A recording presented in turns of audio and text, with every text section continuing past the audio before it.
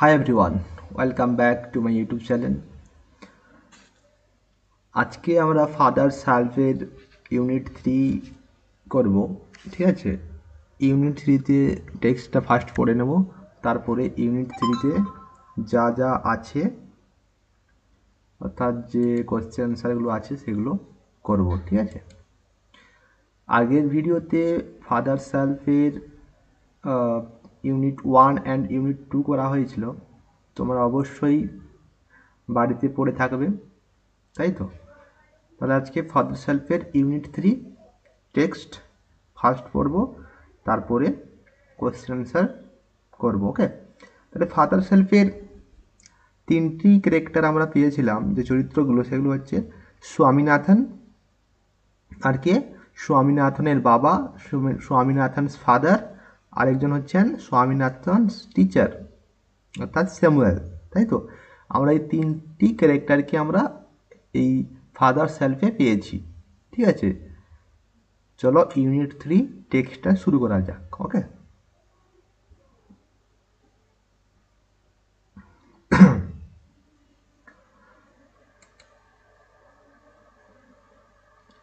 As he entered the school gate, an idea occurred to him. তাহলে স্বামীনাথন স্কুলে চলে এসছে এখন ইউনিট 3 দিয়ে, তাই তো।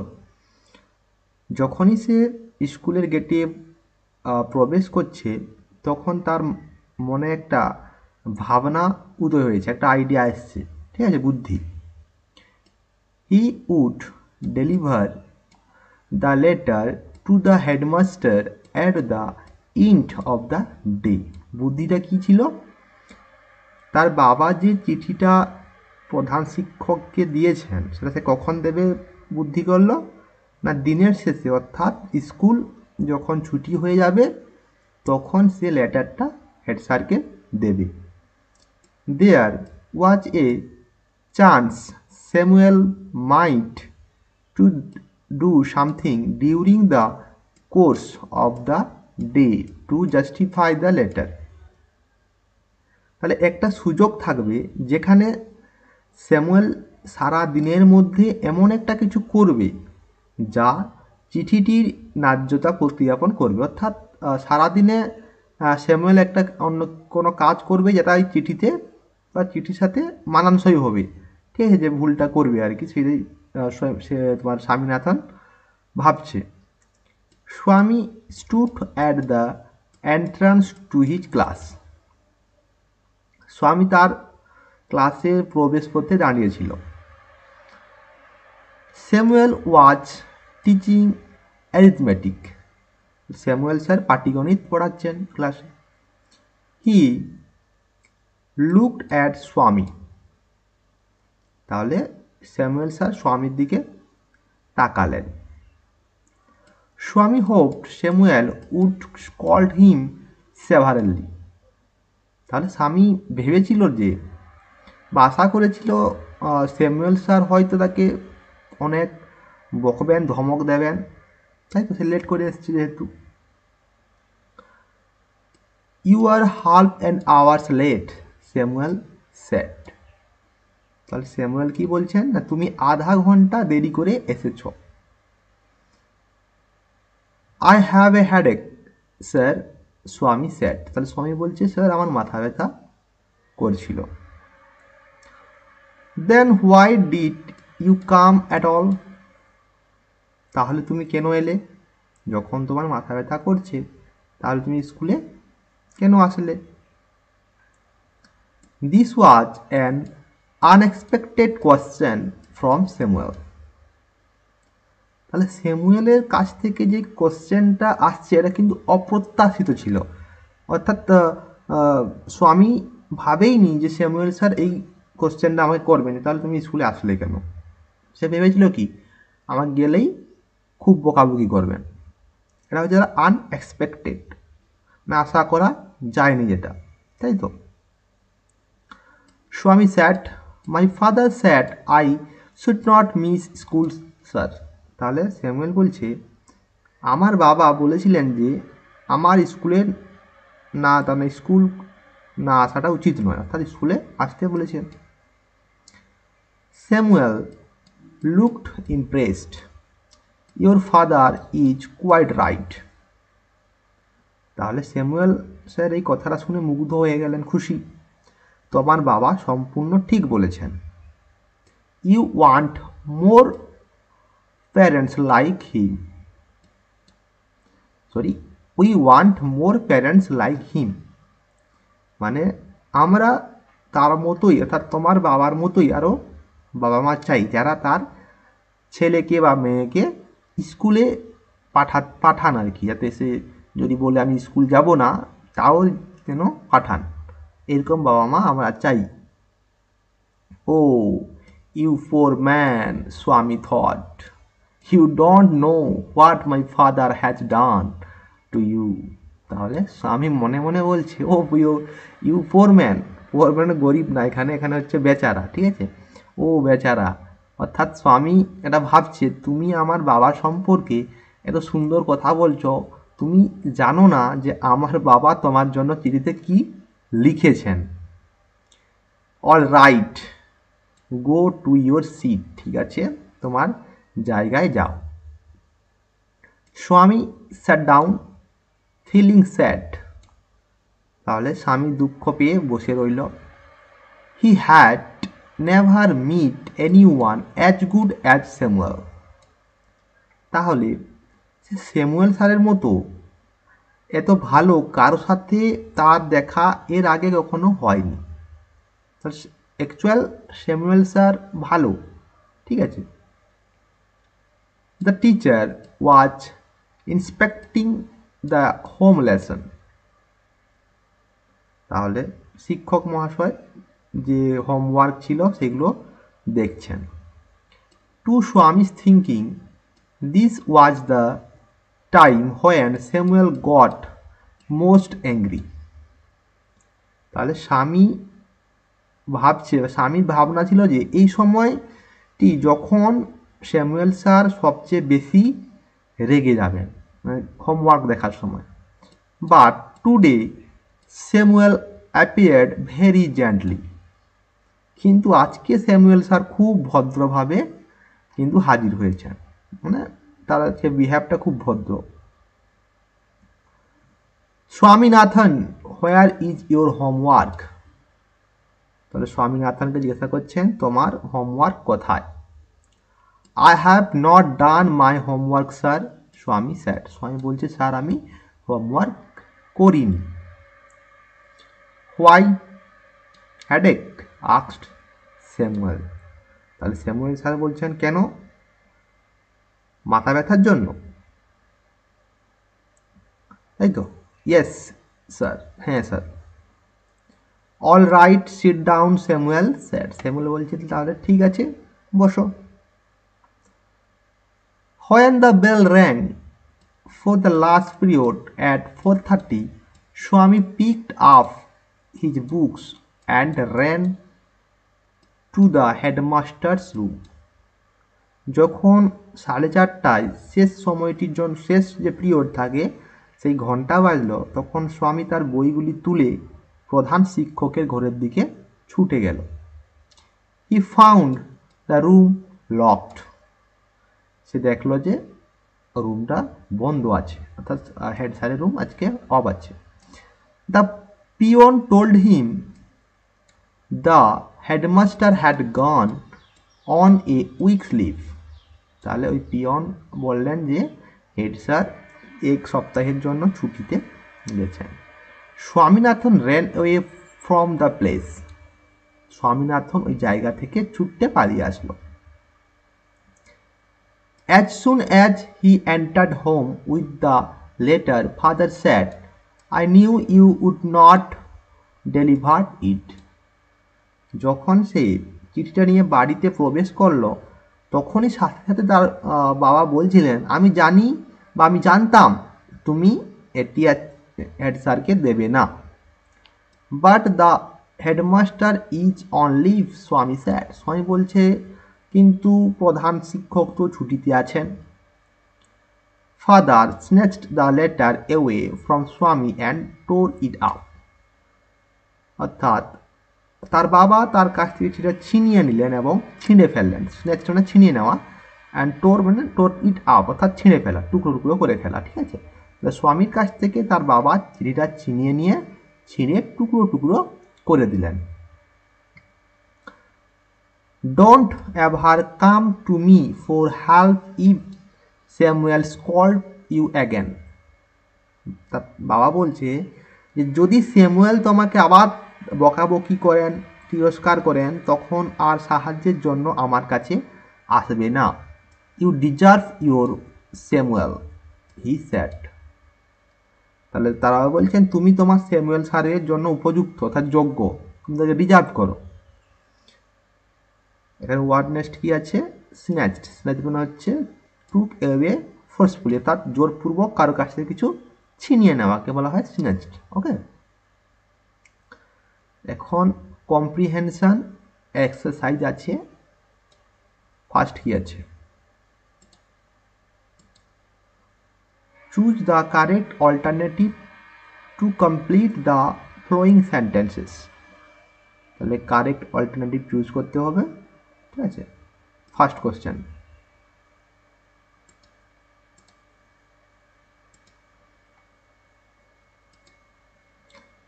when Swami entered the class, Samuel was teaching. তাহলে যখন স্বামী ক্লাসে এন্টার করেছিল তখন স্যামুয়েল স্যার কি পড়াচ্ছিলেন?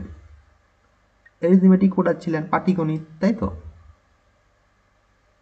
Arithmetic. Next, Swami was late to school by. তাহলে স্বামী স্কুল লেট হয়েছিল কত সময়? Half an hour, 2 hours, 3 hours. Half an hour, আধা ঘন্টা লেট হয়েছিল তার, তাই তো?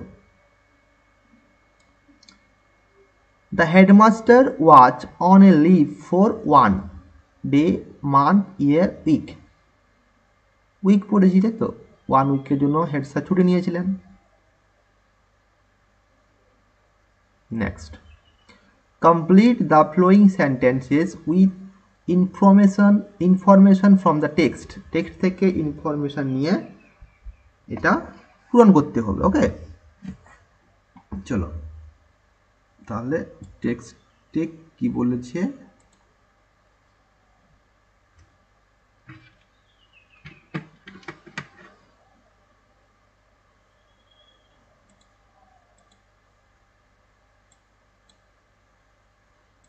একটু বড় করে দিই তাহলে দেখতে সুবিধা হবে। As Swami entered the school gate. As Swami entered the school gate, সে যখন স্বামী স্কুল গেটে এন্টার করছে কি হয়েছে তখন? না, an idea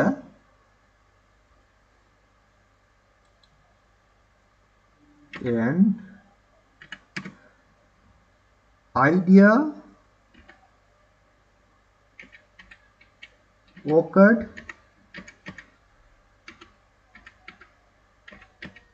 him. তার মাথায় একটা আইডিয়া এসেছিল যখন সেই স্কুল গেটে প্রবেশ করছিল, সেই সময় কি একটা আইডিয়া তার মাথায় এসেছিল, an idea occurred him, তাই তো? Next, Swami stood at. Swami stood at কোথায়? সে at the entrance to his classroom. তার যে ক্লাসরুমের প্রবেশ পথে সেখানে সে দাঁড়িয়েছিল গিয়ে। তাহলে কি হবে? The entrance to his class. The entrance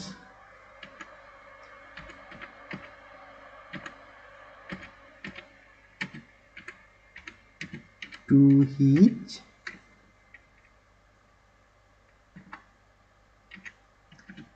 his class. Okay, the entrance to his class হলো। Father snatched the letter away from Swami and ছিনিয়ে নিয়ে কি করলেন? tore it up, ছিঁড়ে ফেললেন। tore it up, tore it up। ওকে, তাহলে প্রথমে কি হলো? an idea occurred him। Next হচ্ছে the entrance to his class, আর সি দাগে হচ্ছে টোর ইট আপ। ঠিক আছে, এখন কজ এখানে আছে অ্যাফেক্ট। অ্যাফেক্টে কি বলেছে, স্বামী did not do his homework. কেন করতে পারেনি হোমওয়ার্ক? কারণ তার মাথা ব্যথা করেছিল, স্বামী হ্যাড এ হেডেক। স্বামী had a headache.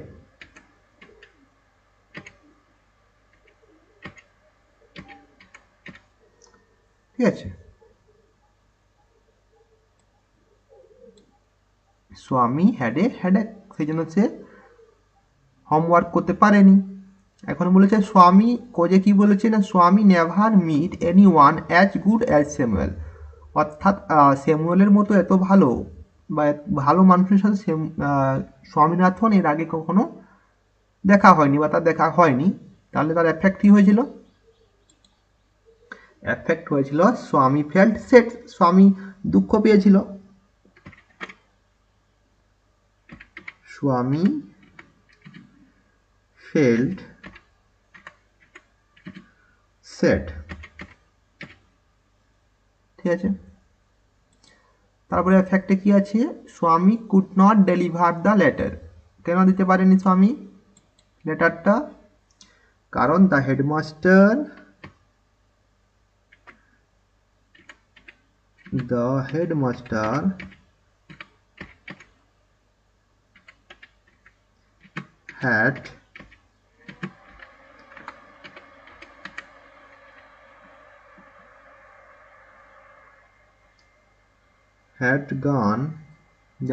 had gone on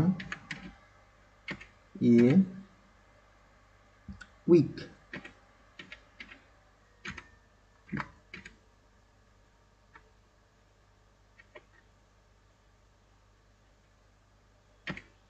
A week's leave.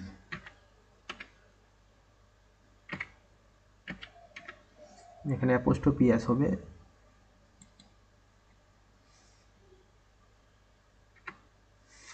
Weeks leaves. ওকে, তার হেডমাস্টার এক সপ্তাহে ছুটিতে গেছিলেন, তাই সেই চিঠিটা ডেলিভার করতে পারেননি। ঠিক আছে, এখন আসছে grammar. Grammar in use. Choose the correct alternative to complete the following sentence. এখান থেকে কারেক্ট অল্টারনেটিভ নিতে হবে এবং সেন্টেন্সটা পুরো করতে হবে। ঠিক আছে, রিনা কি হবে, টেক, টেক্স না took the bus to school every day. কি হবে এখানে, রিনা ট্যাক্স, TAKES, ট্যাক্স। ঠিক আছে, last Monday while we watching have been watching না were watching the television, the electricity went off. কি হবে, watching, condense, past, continuous, তাই তো। by this time tomorrow they will have left না will have leave or will had left, কোনটা হবে ফিউচারে? will have left হবে, তাই তো, will have left।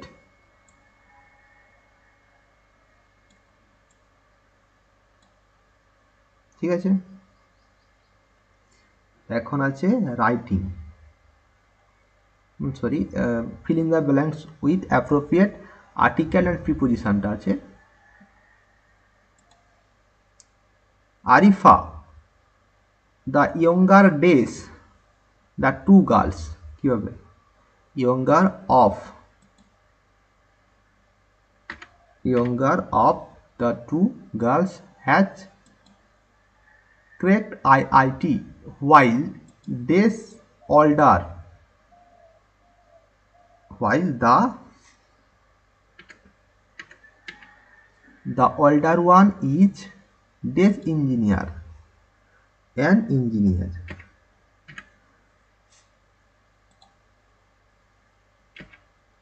an engineer days a multinational company. Engineer at a multinational company. তাহলে পুরোটা কি হলো? Arifa, the younger of the two girls, has cracked IIT, while the older one is an engineer at a multinational company. ঠিক আছে, এখন writing activity যে দিয়েছে কি,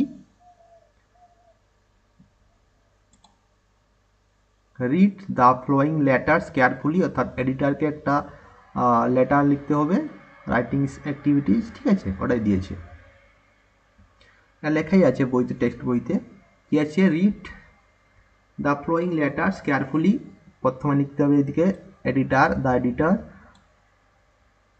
দ্য স্টেটমেন্টস, যে কোনো নিউজ পেপারকে দেবে তার নাম লিখবে এখানে, ঠিক আছে, এবং তার ঠিকানাটা লিখবে, এখানে ঠিকানা হবে। তারপরে কিসের জন্য লিখছো, সাবজেক্ট, এই সাবজেক্টটা কি, ইররেগুলার ক্লিয়ারেন্স অফ গার্বেজ, এর সাবজেক্ট হচ্ছে ইরেগুলার ক্লিয়ারেন্স অফ গার্বেজ, অর্থাৎ রেগুলারভাবে আবর্জনা পরিষ্কার হয় না, এই নিয়ে একটা এডিটারকে চিঠি লিখেছে এখানে, ঠিক আছে। প্রথমে কি লিখতে হবে এখানে, sir, though your estimate daily, I would like to express my concern about irregular clearance of garbage in my locality that has made the lives of the people living here unbearable. The environment of the locality has become unhygienic. The garbage bins and the pavements are overflowing with heaps of waste. The uncollected garbage is left to rot and the air is filled with foul smell. This is also creating health hazards. The locality has become a breeding ground of mosquitoes and flies that spread diseases like cholera and malaria. Some residents suffering from such diseases have already been hospitalized. If measures are not immediately taken for regular removal of garbage in the area, then the spread of diseases might rise to alarming proportion. I would therefore, on behalf of the residents of the locality, request the authorities to arrange for regular disposal of garbages. এখানে লিখবে thank you and এখানে your sincerely নিয়ে নিজের নামটা লিখে নেবে, ঠিক আছে। তারপরে এখানে কথা লিখবে